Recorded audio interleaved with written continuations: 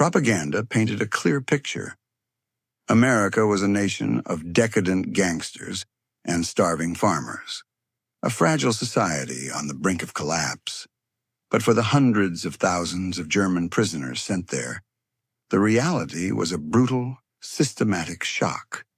The radio promised weakness. They found steel mills that dwarfed the entire Ruhr Valley. It promised scarcity. They found endless fields of wheat harvested by impossible machines. This is the story of how the most effective weapon against an ideology wasn't a bomb, but a train ticket through the enemy's heartland. The end came in the blinding sun and swirling dust of Tunisia. On May 13th, 1943, the last remnants of the vaunted Axis forces in North Africa laid down their arms. For the men of the legendary Afrika Korps, hardened by years of brutal desert warfare under leaders like Erwin Rommel, it was a moment of profound defeat. Their final commander, Jürgen von Arnim, had surrendered an army of nearly 250,000 men. These soldiers, steeped in the National Socialist worldview, braced for the worst. Their own indoctrination had promised only brutality from their captors, a vengeful enemy that would show no mercy. They were now at the mercy of the very forces they had been taught to despise, a coalition they believed to be morally and materially bankrupt. But the first of many shocks was not one of violence, but of staggering, almost casual efficiency. The Allied operation to process this colossal number of prisoners was a logistical masterpiece, a river of men and materiel flowing with an ease that defied belief. The initial cracks in the foundation of their ideology began to form, not in a prison cell, but on the docks of North Africa.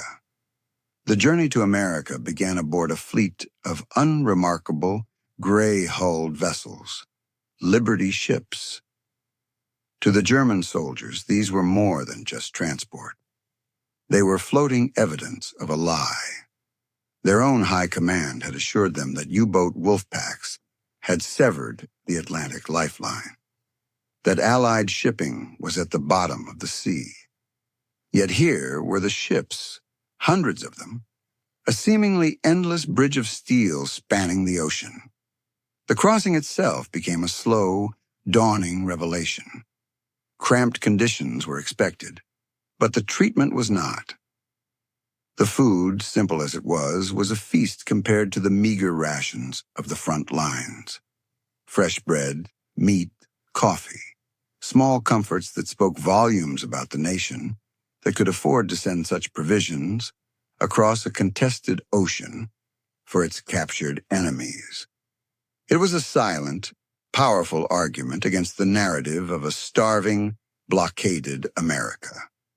For the more technically minded prisoners, other details stood out. They saw radar arrays not just on the escorting destroyers, but on these mundane cargo ships. This wasn't a rare, high-value technology reserved for the elite. It was standard issue. This casual deployment of advanced systems suggested an industrial base and a level of technological saturation that Germany, for all its engineering prowess, simply could not match. Day after day, the monotonous churn of the engines carried them westward, stripping away the certainty and arrogance that had fueled them through the desert campaigns. The vast, empty expanse of the Atlantic offered too much time to think, to observe, and to question. The propaganda that had seemed so absolute in the close-quarters chaos of battle began to feel thin and brittle in the face of overwhelming, tangible evidence. When the coast of Virginia finally appeared on the horizon, rising from the morning mist, the men who crowded the rails were not the same soldiers who had surrendered in Tunisia. They were men burdened by a new and unsettling question. If everything they had been told about the journey was a lie, what about the destination? As they docked at places like the Norfolk Naval Base, they were about to step into the heart of the arsenal of democracy, a nation they had fatally underestimated. Their war was over, but their education was just beginning. The initial impression upon disembarking was one of discipline, overwhelming scale. The Norfolk Naval Base was not merely a port. It was a city dedicated to naval warfare, buzzing with an energy that was both purposeful and seemingly limitless. Cranes moved with a swiftness that suggested they were loading toys, not tons of steel. A constant stream of uniformed personnel moved about, but without the frantic tension of a nation stretched to its breaking point. This was the look of a power operating well within its capacity. For the German POWs herded onto waiting trains, the next phase of their journey was anticipated with dread. In Europe, military transport meant one thing: the cattle car. It was a symbol of grim utility, a cramped, windowless box designed for moving bodies, not people. They braced themselves for days of darkness, stifling air, and the misery of the rail. But the doors that slid open revealed not a splintered, dark interior, but the ordered comfort of Pullman passenger coaches. The reaction was a wave of silent, stunned disbelief. There were cushioned seats, clean floors, and large, clear windows. It was a conveyance for civilians, for travelers, not for a defeated army. This simple act of providing humane transport was a profound psychological blow. It wasn't just about comfort. It was a statement of resources. America, a nation supposedly crippled by war, could afford to move its prisoners with a level of dignity that exceeded the transport provided to Germany's own frontline soldiers. As the trains pulled away from the coast, the true re-education began, frame by frame, through the glass of their windows. The America that unspooled before them was an impossible fiction made real. The landscape of the eastern seaboard was a tapestry of prosperity. What struck them first was the light. At dusk, the land did not plunge into darkness as it did in the blacked-out cities of the Reich. Instead, a galaxy of electric lights bloomed across the countryside. Every small farmhouse, every distant barn, seemed to have its own star, a casual defiance of the wartime scarcity that had defined their lives. Then they began to notice the cars. They were everywhere. Not just military vehicles, but private automobiles, parked in the driveways of modest homes, lining the streets of small towns they passed through, filling the vast parking lots of factories. Men who looked like simple laborers would finish a shift and drive away in their own personal vehicle. To the German soldiers, for whom car ownership was a privilege of the party elite or the wealthy, this was a vision of an entirely different social order. It was a democracy not of votes, but of horsepower and mobility. The infrastructure itself was a silent lecture in national power. Well-paved roads ran parallel to the tracks, connecting towns and cities in a seamless network.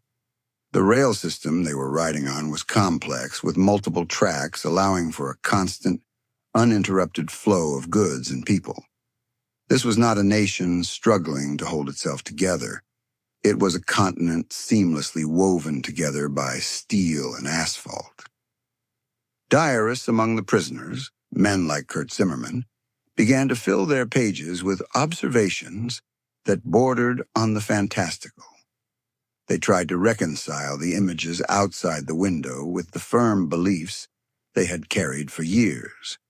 Each passing town, with its well-stocked shop windows and thriving main street, was another piece of evidence in a trial against their entire worldview.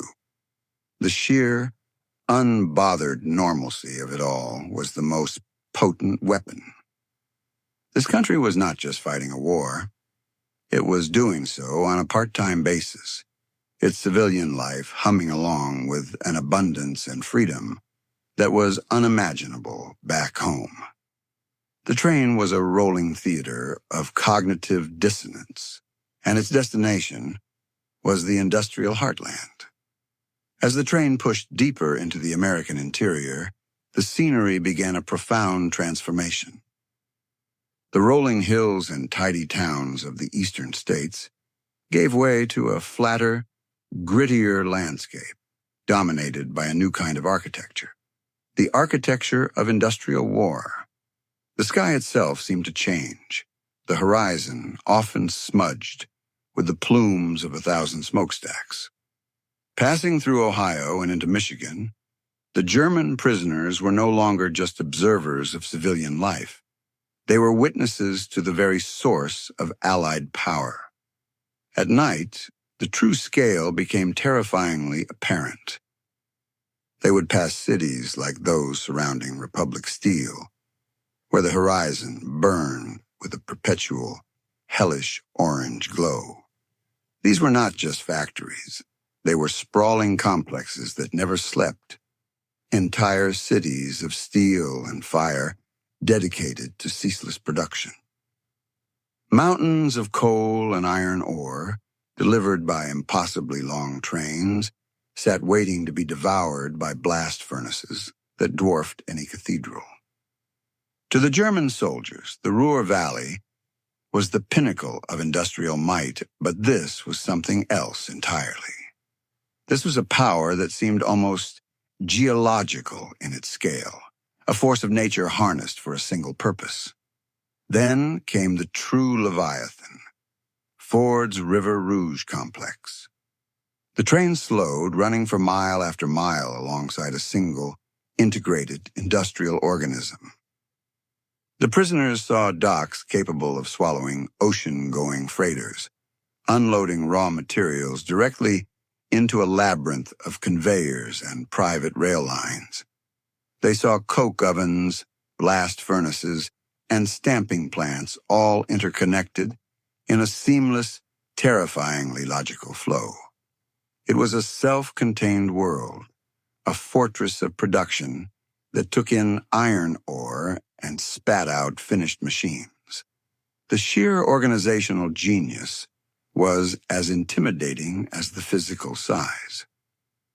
This was not the work of a nation straining under the pressure of war. This was the work of a nation that had perfected the science of mass production and was now applying it to conflict with an almost leisurely confidence. But the ultimate psychological blow was delivered by a single building, glimpsed through the windows as they passed Willow Run, Michigan. The structure seemed to stretch on for an eternity, a single, monolithic facility under one roof. Their American guards, perhaps sensing the moment, would explain what it was. This was the place where Henry Ford built bombers, specifically the consolidated B-24 Liberator, a 4-engine heavy bomber that was a scourge of the German homeland. The prisoners looked at the colossal factory, and then at the adjacent airfield where finished bombers stood in neat, endless rows gleaming in the sun. The numbers were incomprehensible, a statistical sledgehammer to their morale. At its peak, this one plant was producing a new B-24 every 63 minutes. One heavy bomber. An hour. The minds of the German soldiers, men who understood the immense effort it required to build such a complex war machine, could not process this fact. It broke the known rules of warfare and economics. Germany fought for every aircraft, nursing its industrial base, protecting it fiercely from Allied bombing. America, it seemed, simply conjured them out of thin air from a single, untouchable facility thousands of miles from the front. In that moment, for many of the prisoners, the war was truly lost. It was no longer a question of courage, tactics, or even ideology. The conflict was revealed for what it had become, a brutal mathematical equation of production. And as they stared out the window at the source of that equation, they understood with sickening clarity that their side had already been solved for zero. The train rolled on, but the men inside were now passengers on a journey to a foregone conclusion. The industrial heartland gave way to the agricultural one, and the nature of the shock simply changed its form. As the trains rolled west across the Great Plains, the smokestacks were replaced by grain elevators, the rivers of molten steel by oceans of wheat and corn that stretched to the horizon. This was a different kind of power, but no less intimidating. For soldiers from a continent where every square meter of arable land was a precious, hard-won resource, the sheer profligate scale of American agriculture was an absurdity. They saw fields so vast that a man could get lost in them, cultivated not by stooped laborers, but by machines. The star of this new theater was the combine harvester. They would watch, mesmerized, as a single operator in one of these lumbering, complex contraptions did the work of an entire village, reaping, threshing, and cleaning grain in a single, continuous pass. This wasn't farming as they knew it. It was an industrial process applied to the soil itself. The efficiency was brutal. It explained the abundance they had experienced on the ships, the well-fed civilians they had seen in the towns. America wasn't just outproducing Germany in tanks and planes. It was outproducing it in calories, the most fundamental munition of all. This visual evidence dismantled another core tenet of Nazi propaganda, the idea of the sturdy, blood-and-soil German farmer as the ideological and nutritional backbone of the Reich. That image seemed hopelessly romantic and inefficient when contrasted with the reality of a lone farmer in overalls, mechanizing a landscape larger than a German principality. The journey finally ended at their destinations, camps scattered across the country in places like Mexia and Camp Hearn in Texas. Here, the final phase of their psychological disarmament would take place. Again, expectations were shaped by their own system's brutality. They anticipated barbed wire, cruel guards, and starvation rations. What they found was an organized, clean, and shockingly humane environment. The camps were laid out with military precision, but the barracks were solid, the sanitation facilities modern. Hot showers were a daily reality, a luxury unheard of on any German front line. The canteens served food that was not only plentiful, but of a quality that many prisoners had not seen since before the war. The daily caloric intake for a German POW in America was often higher than that of a German civilian back home. This wasn't just sustenance, it was a weapon of welfare. It demonstrated, in the most personal way possible, that the enemy could afford to treat its prisoners better than the Reich treated its own people. Even more disorienting was the medical care. The camp hospitals were not primitive aid stations, but modern clinics, staffed with doctors and nurses and equipped with the latest medical technology. The new wonder drug, penicillin, was available to treat infections among the prisoners, a medicine that was still a precious, scarce commodity even for high-ranking officers in the Wehrmacht. This act of healing, of using the best of one's own resources to save the lives of one's enemies, defied the logic of total war. It was a gesture of confidence so profound that it bordered on arrogance. It sent a clear message. We are so powerful, so resource-rich, that your lives are not a cost to us. Through these daily encounters with American abundance, From the food on their plates to the medicine in their veins, the prisoners were forced into a constant, grinding reevaluation. The ideology that had brought them here was built on a narrative of German superiority and enemy weakness. But every hot meal, every clean bed, every act of professional, detached humanity served as a quiet, irrefutable rebuttal. Beyond the material comforts, it was the structured, almost banal normalcy of camp life that chipped away at the prisoners' ideological armor. The American administration, bound by the Geneva Conventions, established a system of labor programs. These were not the brutal, punitive work details of Nazi or Soviet camps. Instead, German POWs were offered opportunities to work on local farms or in non-military industries, earning a small wage for their efforts. This policy served a dual purpose. It alleviated America's wartime labor shortage and, more importantly, it exposed the prisoners to ordinary American life in a controlled, intimate way. A soldier who had been taught that Americans were a degenerate, mongrel race found himself working side by side with a Texas farmer, sharing a midday meal, and discovering a common language of hard work and mutual respect. They witnessed the farmer's wife drive into town in their family car to pick up groceries. They saw the farmer's children, well-fed and well-clothed, heading off to a public school.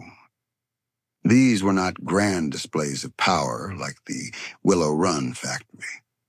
They were small, mundane snapshots of a prosperous, free society. But their cumulative effect was devastating. This direct contact with American civilians shattered the carefully constructed caricatures they had been fed for years. They encountered not gangsters or plutocrats, but hard-working, often deeply religious, and surprisingly friendly people. This humanization of the enemy was a powerful solvent for the hatred that had been drilled into them.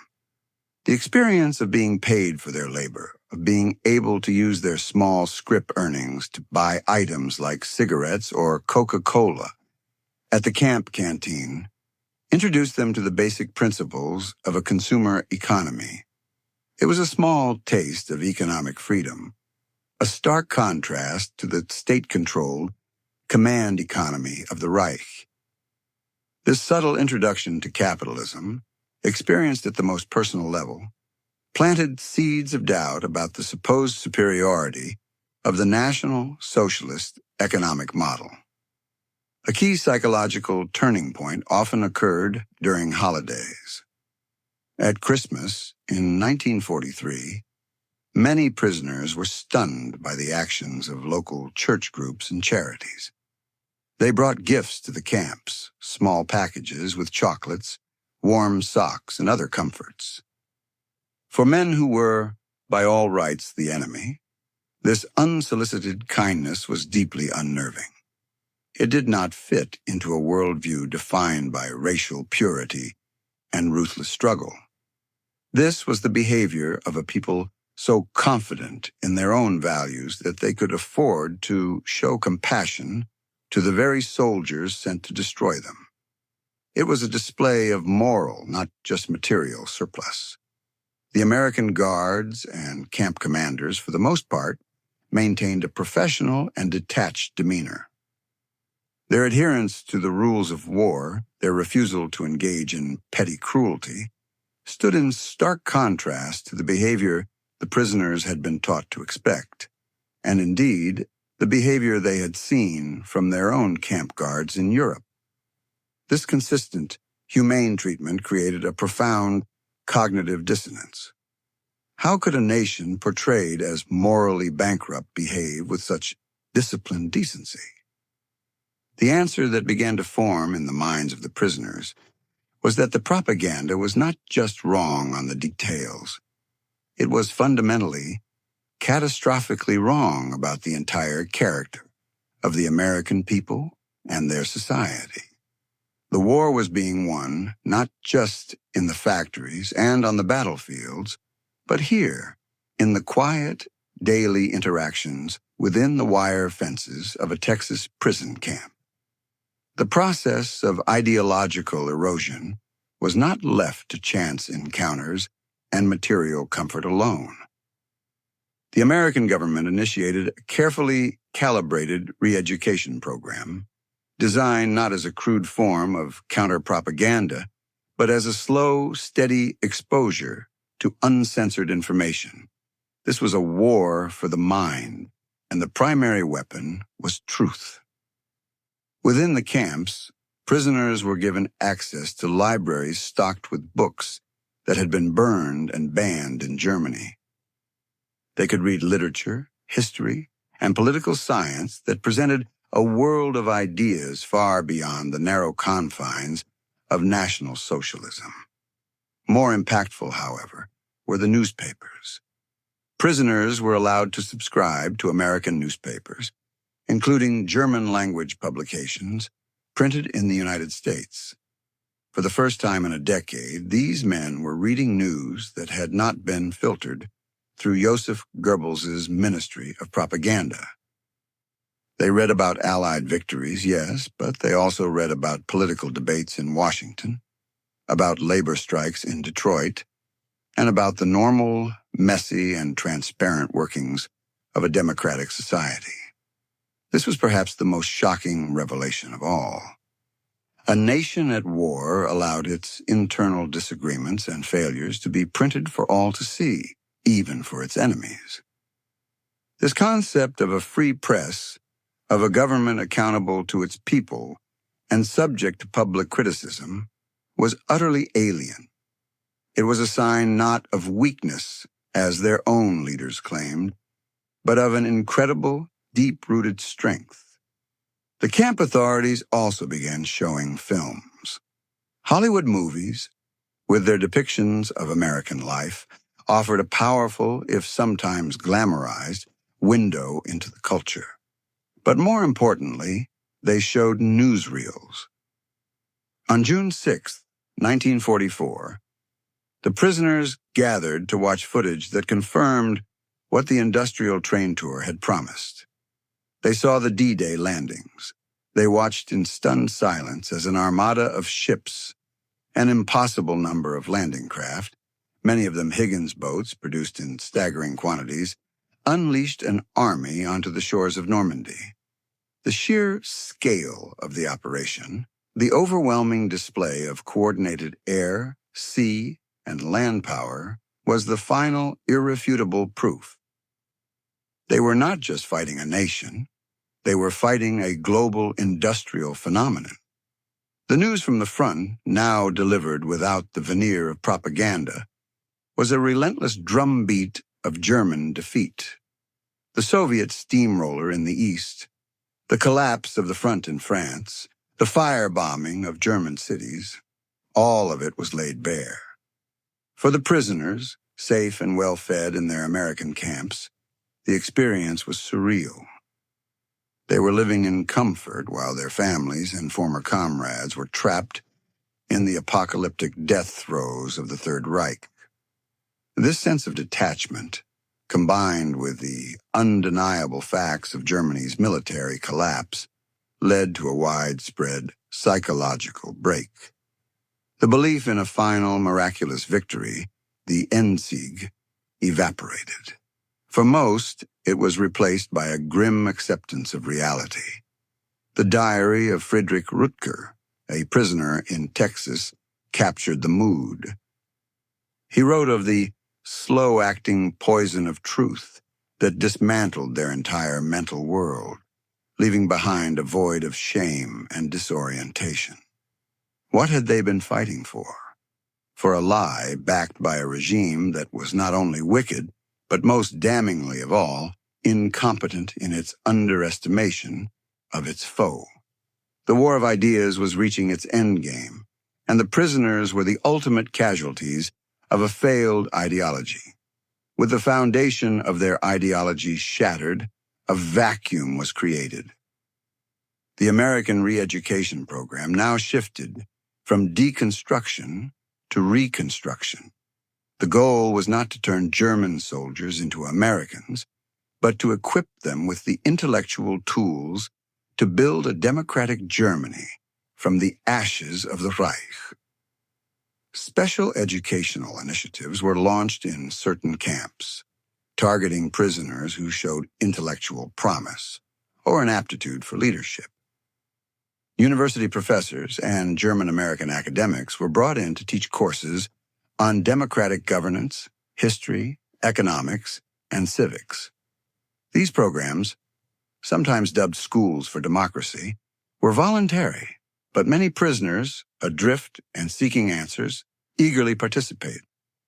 They debated the structure of the American Constitution, the principles of federalism, and the importance of individual rights, concepts that had been systematically eradicated from German public life.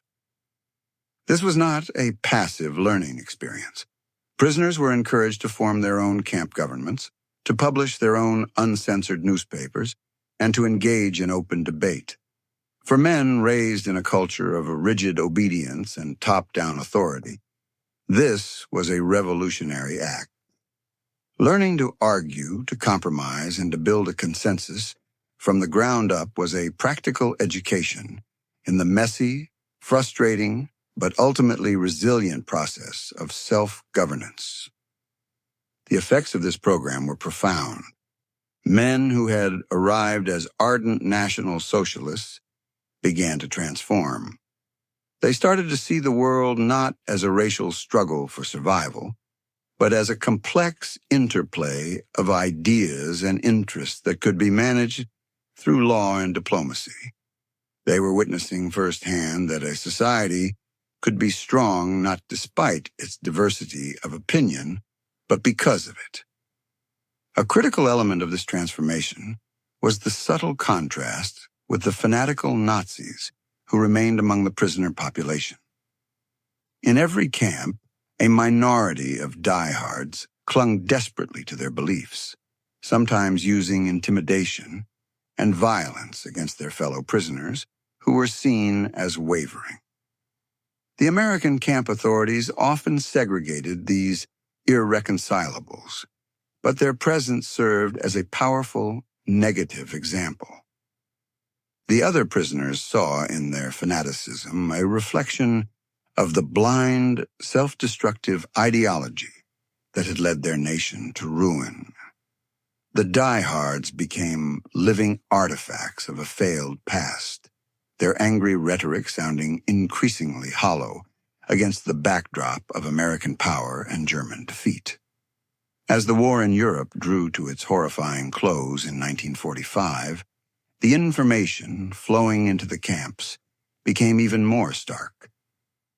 Newsreels and photographs from the liberated concentration camps were shown. For many German soldiers who had maintained a distinction between fighting a clean war and the atrocities of the SS, this was the final, soul-crushing blow. The evidence was undeniable.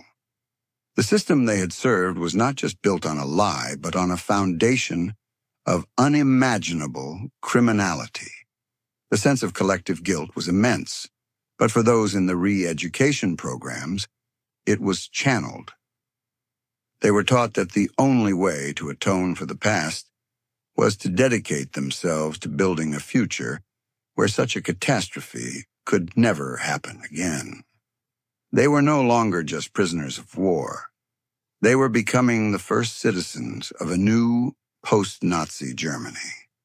They were being prepared for a different kind of battle, the fight to rebuild a nation, not with weapons, but with the democratic ideals they had learned in the heart of their enemy's territory. With the final surrender of Germany in May 1945, the status of the prisoners shifted. They were no longer enemy combatants, but the remnants of a vanquished nation, and their repatriation became the next logistical and political challenge. For the men themselves, the future was a terrifying unknown. They were about to return to a homeland that existed only in memory, a country physically and morally devastated. The letters they now received from their families painted a grim picture of bombed-out cities, starvation, and the chaos of Allied occupation. The contrast between their own relative safety and the suffering of their loved ones was a source of profound guilt and anxiety. The process of repatriation, beginning in late 1945 and extending through 1946, was another masterclass in American organization. Once again, the men were loaded onto comfortable trains and then onto ships for the Atlantic crossing. But this journey was different. The mood was not one of shock, but of quiet apprehension and sober reflection. They had arrived in America as soldiers of the master race, convinced of their own superiority. They were leaving as men who had been systematically stripped of their illusions, armed not with weapons, but with a difficult and unwelcome truth about the world and their place in it. Upon their return to Germany, they stepped into a surreal landscape of ruin. Cities like Hamburg and Dresden were lunar craters, the rubble-strewn streets barely recognizable. The vibrant, prosperous nation they had left behind was gone, replaced by what the Germans themselves called Stunde Null, or 0 hour. It was a nation that had to be rebuilt from the very foundations. It was here, in this landscape of total devastation, that the true long-term impact of their American captivity began to manifest. These repatriated prisoners of war became a unique and powerful force in the reconstruction of West Germany. They were different from the rest of the population. They had not endured the final desperate year of the Nazi regime's collapse, nor had they been subjected to the full weight of Goebbels's final fanatical propaganda. More importantly, they had seen that another way of life was possible. They had witnessed the success of a democratic, capitalist system with their own eyes. While many of their countrymen were dazed, demoralized, and deeply suspicious of the Allied occupiers, and the former POWs had a different perspective. They understood the Americans not as conquerors, but as the complex, powerful, and ultimately reasonable people they had encountered in the camps. They became crucial intermediaries, bridging the gap between the Allied military government and the local German population. They could explain American motives and methods in a way that others could not, helping to smooth the often difficult process of denazification and the establishment of new civil administrations. Their direct experience became a form of social and political capital. When they spoke of American industrial might or agricultural abundance, it wasn't abstract propaganda. It was a first-hand account. When they spoke of the principles of democracy, it wasn't a lesson forced upon them by a conqueror. It was a set of ideas they had studied and debated themselves. They carried an authority that few others in post-war Germany possessed. The seeds planted in the camps of Texas and Michigan began to bear fruit in the ruins of Bavaria and the Rhineland.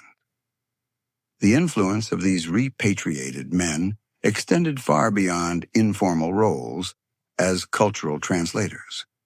Many of them, armed with their unique education and worldview, actively sought positions of leadership in the nascent West German state. They entered politics, business, and civil service, bringing with them a pragmatic and democratic ethos learned during their captivity.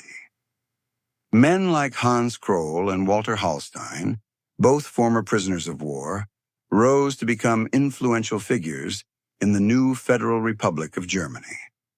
Hallstein, in particular, would go on to be a key architect of European integration, becoming the first president of the Commission of the European Economic Community, the precursor to the European Union. Their experience in America had given them a broader, more internationalist perspective, a belief in cooperation over conflict that would become the bedrock of post-war European stability. In the economic sphere, the lessons were even more direct.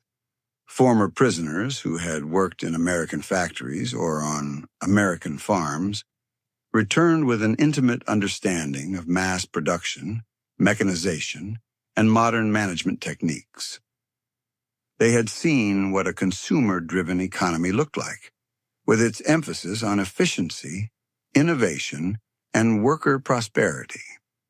As West Germany began its Wirtschaftswunder, its economic miracle, these men were at the forefront. They became managers in rejuvenated German industries, applying the principles they had observed at places like the River Rouge complex. They advocated for technological investment and for labor relations that saw workers not just as cogs in a machine, but as consumers whose wages would fuel economic growth. Similarly, in agriculture, veterans of the POW labor programs returned with revolutionary ideas. They had seen the power of the combine harvester and the science of crop rotation on a continental scale.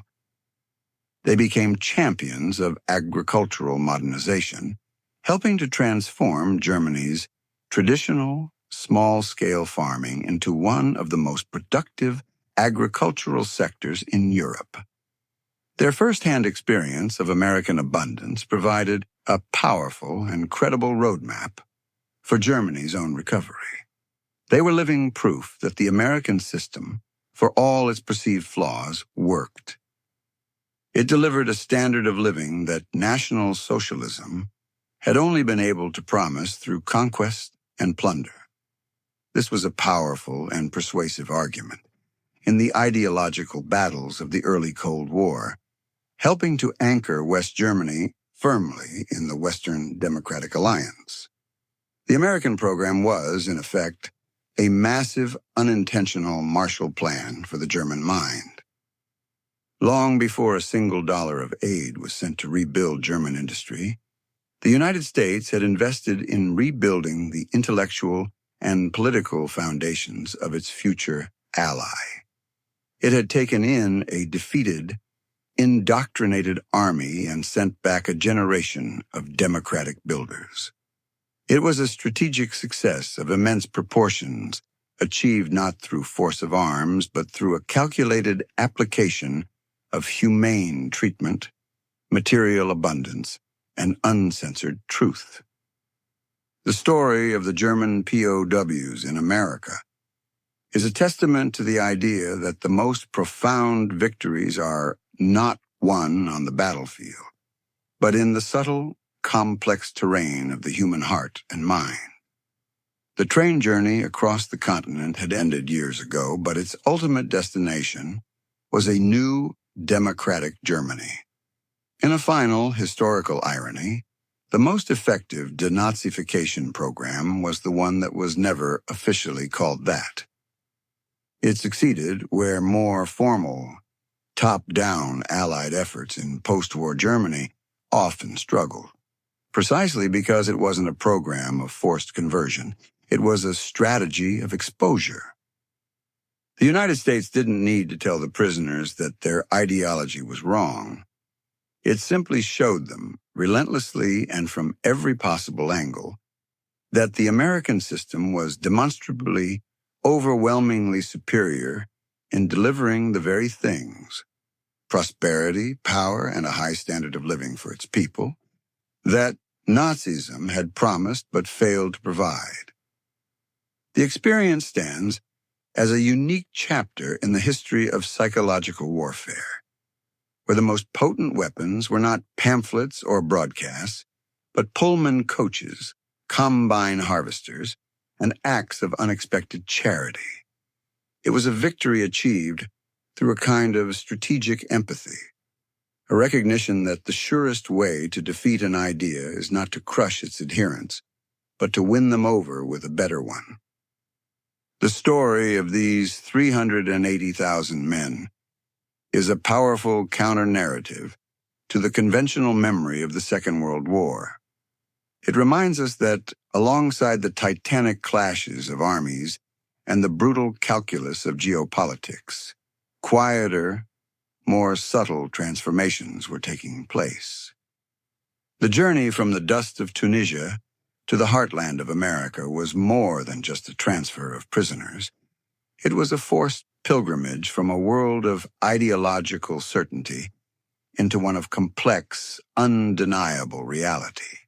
These soldiers, sent to conquer the world, were instead conquered by a world they never knew existed.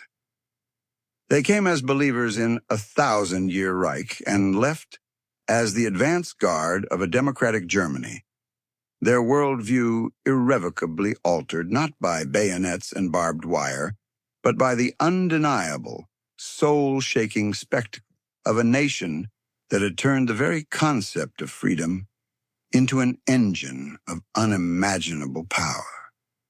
Their shock was the aftershock of a collision between a brittle, hateful ideology and a robust, pluralistic reality.